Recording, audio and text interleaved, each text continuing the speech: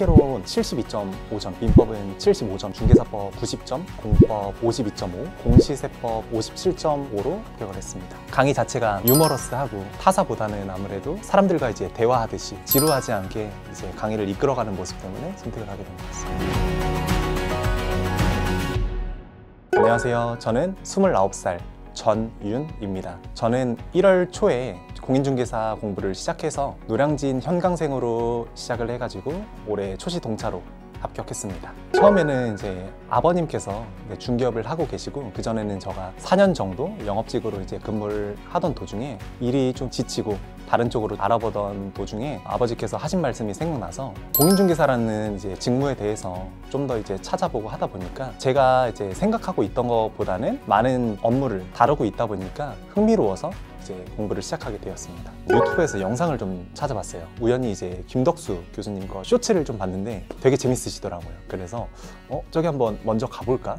마음이 너무 끌리다 보니까 선택을 하게 된 것 같습니다. 1차 과목 같은 경우에는 김백중 선생님 그리고 이제 김덕수 교수님을 들었었는데, 학개론이 이제 계산 문제가 되게 많이 어려워 하시더라고요. 그런 부분들을 되게 쉽게 알려주세요. 그 중에서 이제 익힘장이라는 책도 있고 하다 보니까 계산 문제를 좀 이제 두려움 없이 잘 해냈던 것 같고, 김덕수 교수님 같은 경우에는 키워드 중심으로 동그라미 치면서 최대한 양을 줄여서 쉽게 할 수 있도록 많이 이끌어 주셨던 것 같습니다. 그리고 2차 과목 같은 경우에는 중개사법은 최상준 교수님 이론 설명을 되게 깔끔하게 잘 해주시고 사례를 통해서 강의를 해주시다 보니까 오래오래 또 기억에 남을 수가 있고, 공시법 박윤무 교수님 같은 경우에는 최대한 양을 줄이는 걸로 되게 잘 알려져 있어요. 그래서 그거를 반복적으로 계속 학습하다 보면 본인이 어느 정도 이제 만족할 수 있는 점수를 획득을 할 수 있는 것 같고요.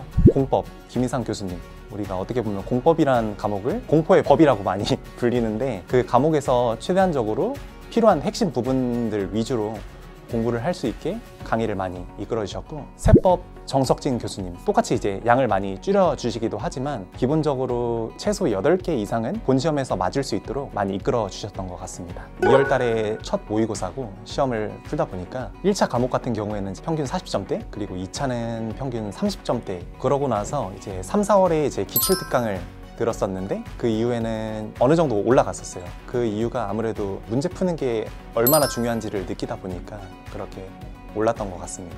아예 노베이스 상태다 보니까 오히려 저는 그냥 어려운가 보구나, 그냥 그렇구나 하고 넘겼었거든요. 의아하지는 않고 궁금해하지도 않았고 교수님들이 그렇게 하라고 시켰기 때문에 그대로 순순히 이제 따라왔던 것 같습니다. 12월 중순부터 중개법인에서 이제 일하게 될 계획이고요. 제가 선택한 분야는 이제 빌딩 매매 쪽으로 선택을 하게 됐어요. 아파트나 원룸 위주로도 많이 생각을 해봤었는데 아무래도 제 나이가 지금 젊고 하다 보니까 몸이 좀 더 건강했을 때 좀 더 큰 매물이나 큰 물에서 놀고 싶어서 선택을 하게 되었습니다.